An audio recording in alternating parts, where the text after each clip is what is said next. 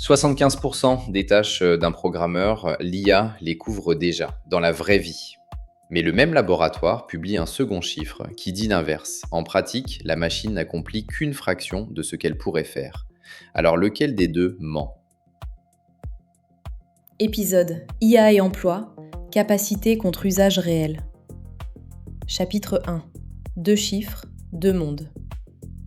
Un seul rapport, signé du même labo, le même jour, et il sert à la fois à crier au feu et à jurer que rien ne brûle.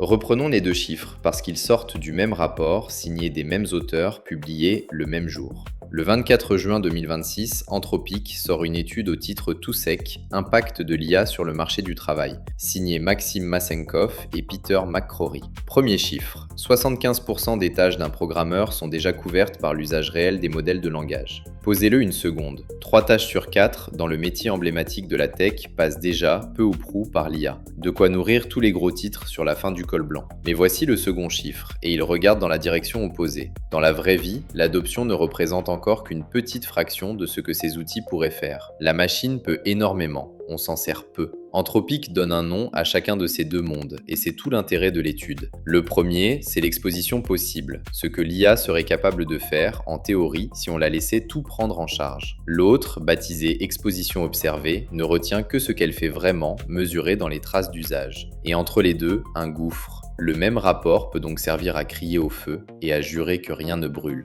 Comprenez bien pourquoi c'est neuf. Jusqu'ici, presque tout le débat reposait sur des prédictions de capacité. Tel métier pourrait être automatisé à tant %, des estimations bâties sur ce que la machine est censée pouvoir faire, un jour, dans des conditions idéales de laboratoire. Massenkoff et McCrory font le geste exactement inverse. Ils vont regarder ce qui se passe pour de bon, tâche par tâche, dans les données d'utilisation. Et ce qu'ils trouvent, c'est que la peur court beaucoup plus vite que les faits. La capacité a explosé, l'usage, lui, traîne loin derrière. On a déjà vu ce film. Selon une étude d'Oxford de 2013, près d'un emploi américain sur deux était menacé par l'automatisation. La prédiction a nourri une décennie entière d'angoisse, et plus de 10 ans après, la vague de chômage de masse qu'on en redoutait ne s'est toujours pas matérialisée. Pas parce que la technologie piétinait, mais parce que pouvoir être automatisé et l'être vraiment sont deux mondes, séparés par le coût, l'habitude, la confiance, 1000 frictions de terrain. C'est précisément ce fossé que Massenkoff et McCrory tentent, pour la première fois, de mesurer plutôt que de deviner. Et ce passage de la prédiction à la mesure n'est pas un détail d'économiste. C'est la différence entre une boule de cristal et un tableau de bord. Une prédiction, on la subit, on la craint. Une mesure, on peut la suivre dans le temps, la corriger, agir dessus. Pour un dirigeant, savoir non pas ce que l'IA pourrait faire un jour, mais ce qu'elle fait vraiment ce trimestre, change tout.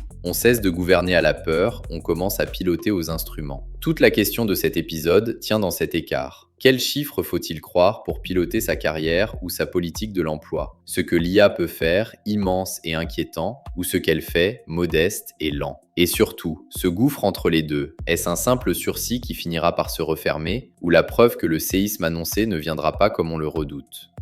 Chapitre 2. Ce que observer mesure vraiment. La machine peut corriger une copie, elle ne peut pas tenir une classe.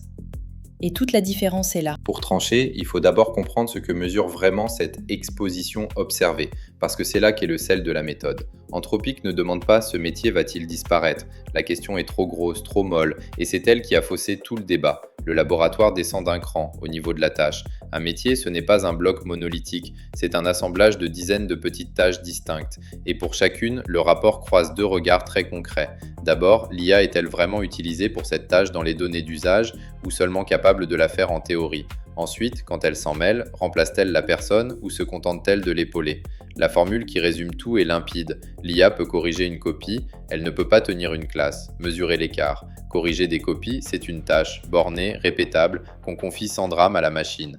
Tenir une classe, c'est un métier, du jugement, de la présence et 1000 micro-décisions qu'aucun modèle ne prend à votre place. Or, la plupart des métiers ressemblent à la classe, pas à la pile de copies. Et c'est là que se loge la distinction décisive, celle qu'on oublie toujours, automatiser ou augmenter. Automatiser, c'est la machine qui fait la tâche à la place de l'humain. Augmenter, c'est la machine qui aide l'humain à la faire mieux et plus vite. Or, l'étude montre qu'une large part de l'usage réel relève de l'augmentation, pas du remplacement. La machine s'installe à côté du travailleur, pas sur sa chaise.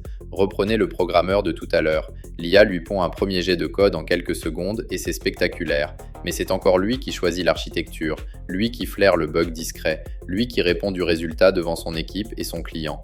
Il va plus vite et en fait davantage, mais il n'a pas disparu pour autant. Il a seulement changé de poste sans changer de bureau. Le même partage se rejoue ailleurs. Dans un cabinet d'avocats, l'IA avale en minutes la lecture de 1000 pages de contrats qu'on confiait jadis à un assistant juridique débutant. Mais c'est l'avocat qui décide quelle clause est dangereuse, qui engage sa responsabilité, qui regarde le client dans les yeux. La tâche de lecture a été absorbée. Le métier de juger, lui, n'a pas bougé d'un pouce. Et cette distinction, automatisée ou augmentée, n'est pas un raffinement de vocabulaire. C'est elle qui sépare un licenciement d'une promotion. La même technologie, sur la même tâche, peut supprimer un poste ou libérer celui qui l'occupe pour un travail plus haut. Ce qui décide du sens, ce n'est pas la puissance du modèle, c'est le choix de l'organisation qui le déploie. Voilà à quoi ressemble, concrètement, 75% de tâches couvertes sans qu'un seul programmeur soit remplacé. Et ça change tout pour lire les chiffres qui font peur. Quand un cabinet annonce que tel métier est exposé à 80%, il parle presque toujours de tâches qui pourraient, en théorie, basculer vers la machine. Pas d'emplois qui vont, en pratique, s'évaporer. La même statistique, selon qu'on la lit en capacité ou en usage, ne raconte pas du tout la même histoire. Le premier chiffre annonce un licenciement, le second décrit un nouvel outil sur le bureau. Et puisqu'on en vient à savoir qui est touché, le rapport réserve, sur ce point précis, une surprise qui prend à contre-pied tout ce qu'on croyait savoir. Chapitre 3. Le plus exposé n'est pas celui qu'on croit. On cherchait le débutant au bas de l'échelle. La machine vise le diplômé bien payé qui se croyait à l'abri. Demandez à n'importe qui, quel travailleur l'IA menace-t-elle en premier ? La réponse fuse, toujours la même. Le jeune débutant, peu qualifié, celui qui fait les tâches simples qu'une machine avale d'une seule bouchée. C'est l'intuition universelle, partagée par à peu près tout le monde. Eh bien, le rapport anthropique la prend à rebours, frontalement.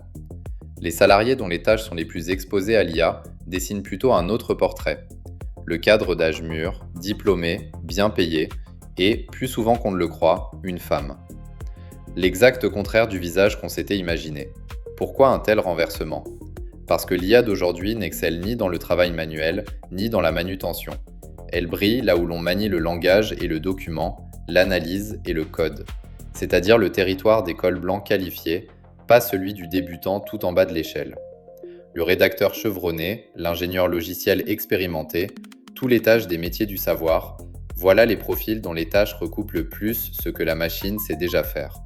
Prenez l'analyste financier chevronné. Pendant 15 ans, sa valeur a tenu à sa vitesse pour bâtir un modèle, aligner les colonnes, sortir la projection avant les autres. Ce sont exactement les gestes que l'IA exécute aujourd'hui en quelques secondes. Son diplôme, ses années de tableur, son tour de main, tout ce qui le distinguait du débutant est aussi ce qui le rapproche le plus de la machine. Voilà le paradoxe cruel. Plus une compétence était rare et chèrement acquise, plus elle se retrouve en première ligne. Et ce retournement porte une charge politique énorme.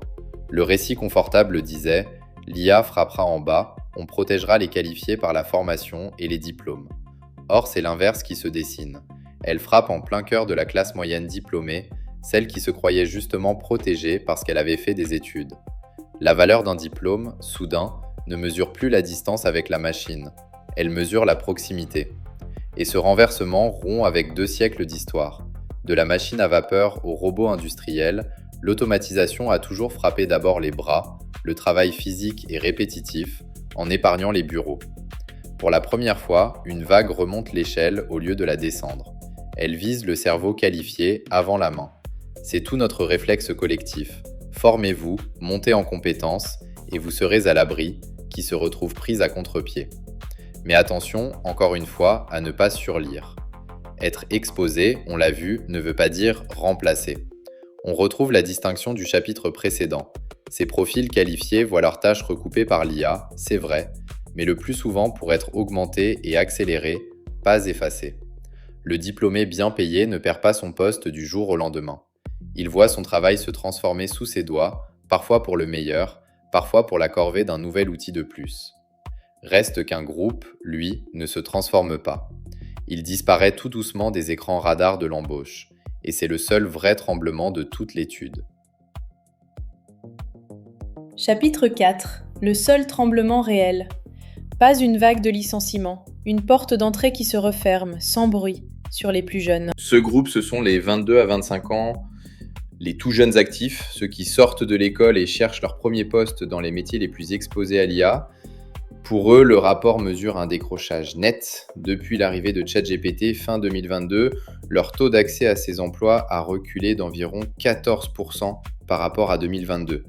Et il faut être précis sur la nature du phénomène parce que c'est elle qui donne tout son sens aux chiffres. Ce n'est pas une vague de licenciements, les jeunes déjà en poste ne sont pas jetés dehors, c'est l'embauche qui ralentit, la porte d'entrée qui se referme tout doucement. On ne pousse personne vers la sortie, on cesse simplement de faire entrer. La logique se devine sans peine. Pourquoi recruter un débutant pour les tâches simples, relire un brouillon, coder un premier jet, si la machine les abat pour quelques centimes ? Or, le poste junior, c'était précisément celui qu'on confiait aux nouveaux venus pour qu'il apprenne le métier en le pratiquant. Si la machine occupe ce poste, le premier barreau de l'échelle disparaît et c'est par ce barreau qu'on devenait justement le professionnel chevronné que le modèle ne remplace pas. Il y a là un cercle qui menace de se refermer sur lui-même. La machine épargne le travail d'exécution, le brouillon et le premier jet, mais ce travail-là, c'était l'école par laquelle on devenait l'expert que la machine ne sait justement pas remplacer. Scier le barreau du bas aujourd'hui, c'est risquer de tarir, dans 10 ans, le visier du haut. Regardez le cabinet d'avocats, encore lui, le jeune collaborateur apprenait le métier en relisant des milliers de pages ingrates, une corvée oui, mais une école. Si l'IA fait ce travail, le cabinet économise un salaire aujourd'hui, mais où trouvera-t-il dans 15 ans l'associé chevronné qui n'aura jamais fait ses gammes ? Le même piège guette la médecine comme l'audit, partout où l'on devenait expert en commençant par les bases besognes, et l'employeur se retrouve pris dans un ciseau. Garder le poste junior coûte un salaire que la machine rend inutile dès aujourd'hui, le supprimer prive l'entreprise demain de son propre visier de talent. Chaque dirigeant tranche ce dilemme dans son coin, au nom de l'économie immédiate. Mais additionnés, ces choix raisonnables pourraient assécher toute une génération de professionnels formés. C'est l'erreur de composition classique, ce qui est rationnel pour chaque firme devient ruineux pour la branche entière. Voilà le tremblement réel, pas un effondrement spectaculaire, un grippage silencieux à l'entrée. Mais, et c'est tout l'honnêteté du rapport, Anthropic précise que ce chiffre est à peine significatif sur le plan statistique. C'est un signal faible, pas une preuve gravée dans le marbre. Et la Réserve fédérale de New York, dans une note de mai 2026, observait elle aussi que les offres d'emploi peinent encore à montrer un effet net de l'IA. Alors deux lectures s'affrontent, défendables l'une comme l'autre. Première lecture, ce moins 14% est le premier domino, le moment où l'exposition possible commence enfin à se transformer en exposition observée, en frappant d'abord les plus fragiles. Lecture inverse, ce n'est que du bruit, le soubresaut ordinaire d'un marché du travail qui se réorganise, et voir un séisme dans un signal à peine significatif, c'est précisément céder à la peur que l'étude nous apprend à corriger. Entre les deux, personne, aujourd'hui, ne peut trancher pour de bon. Et un décideur lucide doit savoir tenir cette incertitude sans la combler trop vite. Chapitre 5. La grille du décideur. Un distributeur de billets, 2 taux de chômage, et la seule erreur vraiment grave.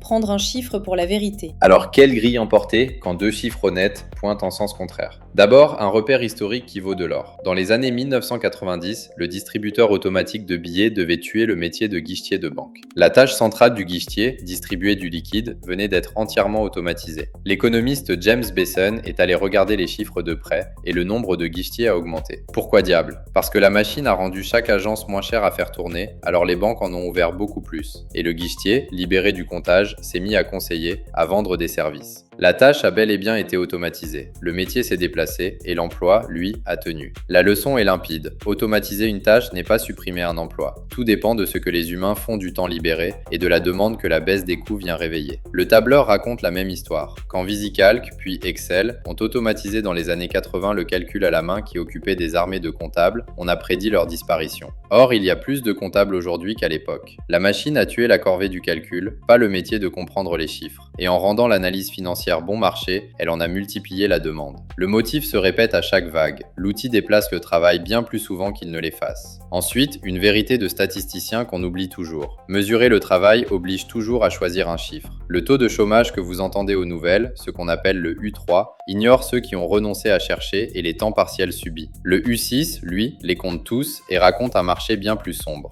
2 chiffres, une seule réalité, 2 histoires possibles. L'exposition possible et l'exposition observée, c'est exactement le même piège. Et le piège, le seul, c'est de prendre un de ces chiffres pour la vérité tout entière. Voici donc la grille concrète à emporter. Pour un dirigeant, ne bâtissez pas votre plan sur l'exposition possible, ce fantasme de capacité. Pilotez plutôt sur l'usage réel, lent mais mesurable, sans jamais quitter des yeux l'embauche des juniors, votre détecteur de fumée. Pour un jeune actif, la tâche simple n'est plus une porte d'entrée. Visez vite l'expérience et le jugement, ce terrain que la machine épaule mais ne remplace pas encore. Pour qui forme et qui gouverne, enfin, l'urgence se déplace. Si le marché ne fabrique plus ses juniors tout seul, c'est à l'école, à l'apprentissage, à l'entreprise de réinventer la façon dont on acquiert le métier sans passer par les tâches que la machine a prises. Le vrai défi n'est plus seulement de protéger les emplois d'aujourd'hui, mais de garder ouverte la route par laquelle on devient compétent. Et la question qui restera ouverte bien après cet épisode, la seule qui compte vraiment, ce gouffre entre ce que l'IA peut faire et ce qu'elle fait, est-il un sursis qui se refermera le jour où l'usage rattrape la capacité, ou un plafond, la preuve que déployer une intelligence dans une organisation humaine reste lent, coûteux et bien plus difficile qu'une démonstration réussie. Vous écoutiez IA et emploi, capacité contre usage réel. Merci d'avoir écouté jusqu'au bout. Si cet épisode vous a parlé, partagez-le.